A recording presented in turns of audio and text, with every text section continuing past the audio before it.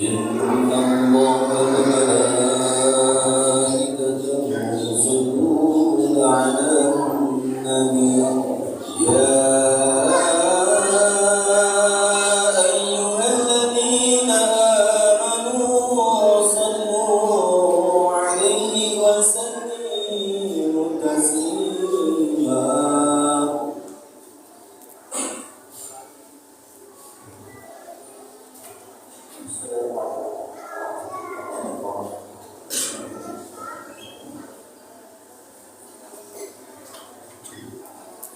الله أكبر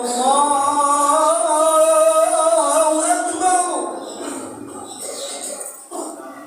الله أكبر الله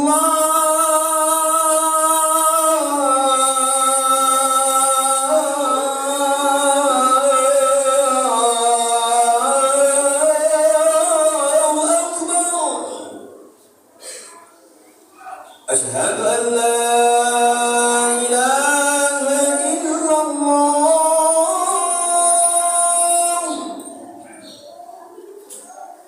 أشهد أن لا إله إلا الله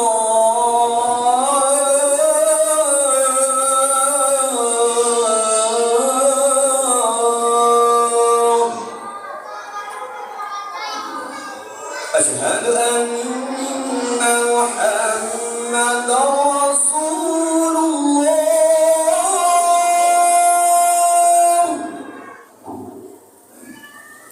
أشهد أن محمدا رسول الله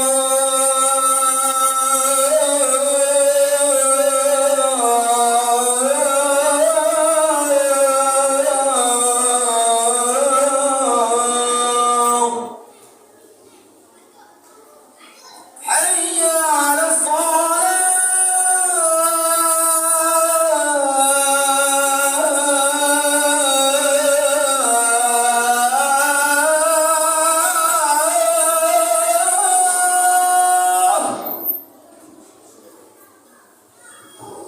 حي على الصلاة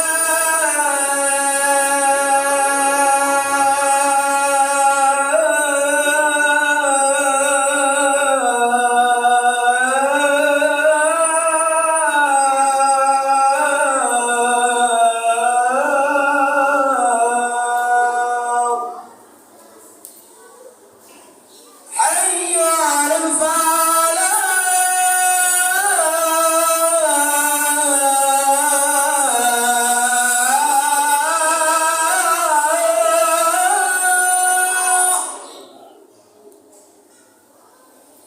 حي على الفلاح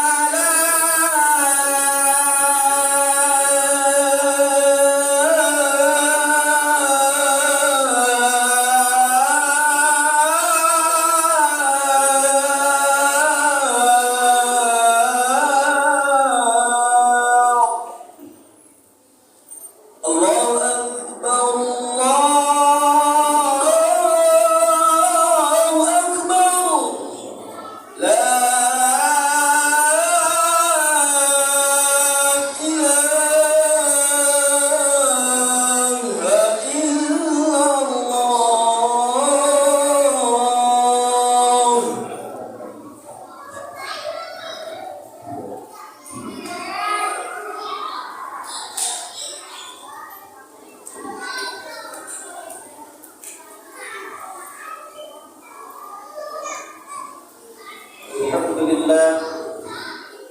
الحمد لله الملك المعبود المعطي من العدم والوجود أحمده سبحانه وتعالى وهو رب الوجود وأشهد أن لا إله إلا الله وحده لا شريك له شهادة الله لها من حول اليوم الموعود أشهد أن سيدنا محمدا عبده ورسوله خير المولود اللهم صل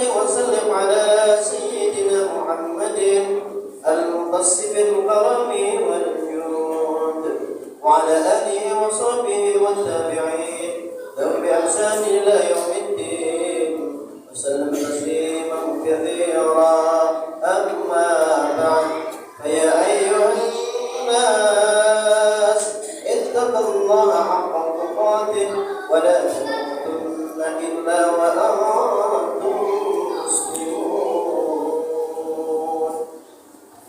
معاشر المسلمين jamaah Jumat yang dimuliakan Allah, melalui mimbar Jumat kali ini kami berwasiat kepada diri sendiri dan umumnya kepada seluruh jamaah sekalian. Marilah kita senantiasa meningkatkan ketakwaan kepada Allah Subhanahu wa taala dengan jalan melaksanakan segala apa yang diperintahkan Allah serta menjauhi segala apa yang telah dilarang oleh Allah Subhanahu wa taala.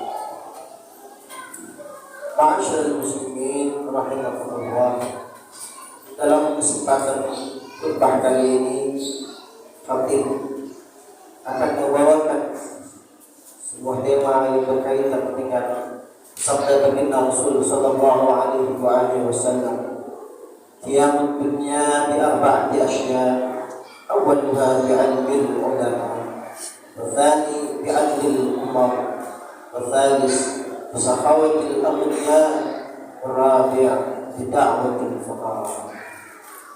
Dunia ini ditegakkan dengan 4 perkara. Pertama yaitu ilmunya para ulama. Yang kedua adalah keadilan para penguasa. Yang ketiga kedermawanan para orang kaya atau hartawan. Yang keempat adalah doa dari fakir dan miskin. Untuk mencapai kebahagiaan hidup lahir dan batin, dunia dan akhirat, maka pembangunan lahiriah dan pembangunan rohaniah harus dijalankan secara serentak dan berimbang. Jangan terjadi berat sebelah, baik mengenai pemusatan perhatian maupun tentang pembiayaan serta prioritas yang dilaksanakan. Selain itu, banyak faktor yang perlu kita perhatikan bersama dalam usaha mensukseskan pembangunan demi tegaknya kehidupan dunia yang damai lagi sejahtera. Dalam hadis tersebut, baginda Rasul sallallahu alaihi wasallam menjelaskan bahwa sesungguhnya ada 4 unsur yang diperlukan untuk mensukseskan usaha pembangunan nasional demi tegaknya kehidupan dunia, baik secara materi maupun spiritual, demi terciptanya kebahagiaan lahir batin dunia dan akhirat. Ma'asyiral muslimin rahimakumullah, apakah 4 unsur itu? Yaitu antara lain, yang pertama adalah ilmunya para ulama. Untuk mensukseskan pembangunan itu diperlukan partisipasi kaum cendekiawan pandai dalam bidang keagamaan, baik kaum terpelajar yang menguasai ilmu modern dan keterampilan, maupun kaum terpelajar khususnya dalam bidang agama yang dinamakan para kaum ulama. Kaum terpelajar yang menguasai ilmu pengetahuan dan teknologi, umumnya skill kemampuan mereka mutlak diperlukan untuk pembangunan pada umumnya yang bersifat mekanis. Hal itu tidak dilakukan lagi tanpa kaum ilmuwan dan teknisi, maka pembangunan akan mengalami bongkar pasang dan tidak ada pembangunan yang tidak karuan. Yang kedua adalah keadaan atau keadilan para penguasa. Sejahtera pemerintah dari abad ke abad menunjukkan kepada kita bahwa masalah keadilan yang dijalankan oleh pihak penguasa adalah perekat yang paling ampuh antara pemerintah dengan rakyat yang dipimpin. Pemerintah atau penguasa harus bersikap adil dalam menjalankan roda pemerintahan. Keadilan harus ditegakkan dengan tanpa pandang bulu sekalipun berkenaan dan berhadapan dengan kaum kerabat atau bahkan dirinya sendiri. Rakyat banyak haruslah merasakan bahwa keadilan itu dijadikan secara merata dan tidak pilih kasih. Misalnya dalam mengambil suatu keputusan hukum, jangan sampai timbul terkesan ada di kalangan rakyat bahwa yang ditindas adalah orang-orang yang lemah, kaum kelas 3, dan hanya untuk orang-orang yang tidak punya power. Sedangkan Bila mengenai para konglomerat atau orang-orang kaya, para koruptor, maka seolah-olah keadilan itu menjadi tumpul, keadilan menjadi mantul dan tidak berlaku bagi mereka seperti itu. Para pemimpin yang adil akan mendapatkan fasilitas dan perlindungan dari hal yang tidak ada dapat yang memberikan kecuali Allah Subhanahu wa taala. Maka bagi pemimpin dan penguasa yang adil hanyalah balasan dari Allah yang akan mereka terima dengan balasan yang baik berlipat ganda. Yang ketiga adalah partisipasi kaum hartawan dan orang kaya. Hendaknya kaum hartawan menunjukkan sikap penyantunnya, mengulurkan tangan kepada orang-orang yang lemah, fakir, miskin, anak yatim dan orang-orang lumpuh, membantu usaha sosial dan kemasyarakatan. Sekali-kali janganlah hendaknya memamerkan kekayaan yang dimilikinya, hidup hanya untuk berboya-boya serta berlebih-lebihan, hanya untuk menunjukkan kepada orang lain bahwa mereka lebih senang dengan hidup demonstratif dan menunjukkan rasa kekayaannya. Inilah penting, haruslah menunjukkan keprihatinan untuk orang-orang kaya terhadap orang-orang miskin dan anak yatim. Yang keempat adalah doa orang-orang fakir dan orang miskin. Faktor kaum fakir, miskin dan warak ini perlu sekali diperhatikan dalam mensukseskan pembangunan nasional. Sebab apabila mereka dikecewakan, mereka dianiaya, maka sesungguhnya doa-doa mereka akan segera diterima dan dijabah oleh Allah Subhanahu wa taala. Baginda Rasulullah SAW pernah bersabda yang artinya, antara doa orang yang teraniaya dengan Tuhan tidak ada dinding yang membatasinya. Artinya bahwa doa dan permohonan orang-orang miskin dan teraniaya, mereka sebagai orang yang lemah selalu mendapatkan perhatian dan diperkenan oleh Allah Subhanahu wa taala. Demikianlah keempat komponen ini sebagaimana yang telah dijelaskan tadi, mudah-mudahan bisa menjadi penopang hidup kita ke depannya, dan mudah-mudahan Allah jadikan negara kita negara yang baldatun thayyibatun wa rabbul ghafur. Ma'asyiral muslimin rahimakumullah. Sebagai penutup, marilah kita memohon kepada Allah Subhanahu wa taala agar kita senantiasa negara kita diberi keamanan dan kedamaian oleh Allah Subhanahu wa taala, dan semoga pemimpin-pemimpin yang menerima umpan dari masyarakat dan dari rakyat mereka bisa menjalankan amanah dengan baik dengan sesegera mungkin. Allah tilawatan wa billahi wa sallallahu alaihi wa sallam.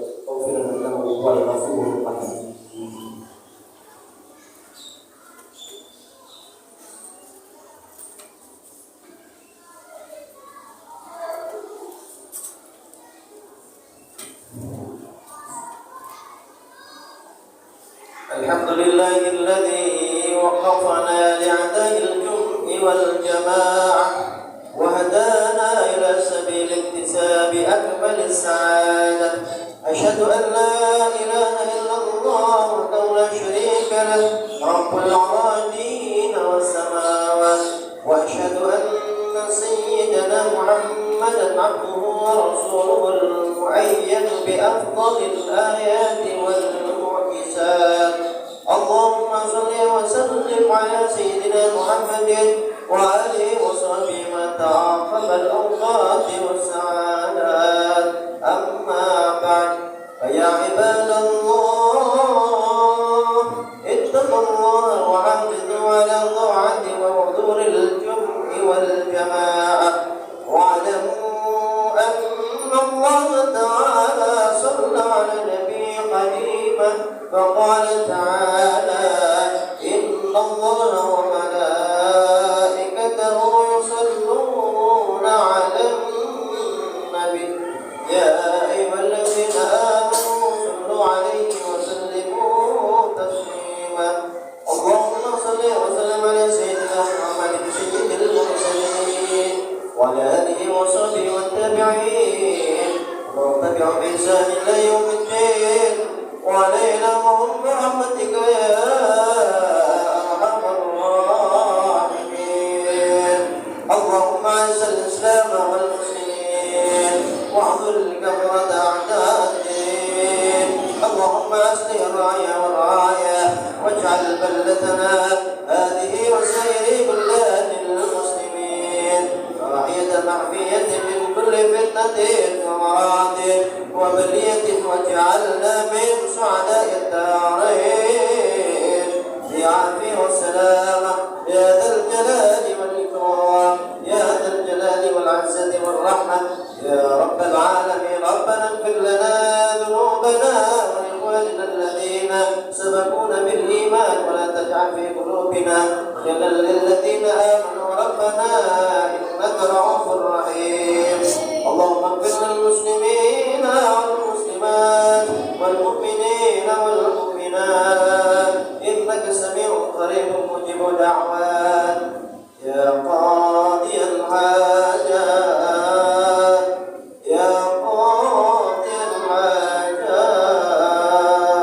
يا قاضي الحاجات آمين يا رب العالمين. ربنا آتنا في الدنيا حسنة وفي الآخرة حسنة وقنا عذاب النار. عباد الله إن الله يأمر بالإحسان وإيتاء ذي القربى وينهى عن الفحشاء والمنكر والبغي يعظكم لعلكم تذكرون. اذكروا الله العظيم يذكركم واشكروه على نعمه يزدكم واسألوه فليزدكم ولذكر الله أكبر.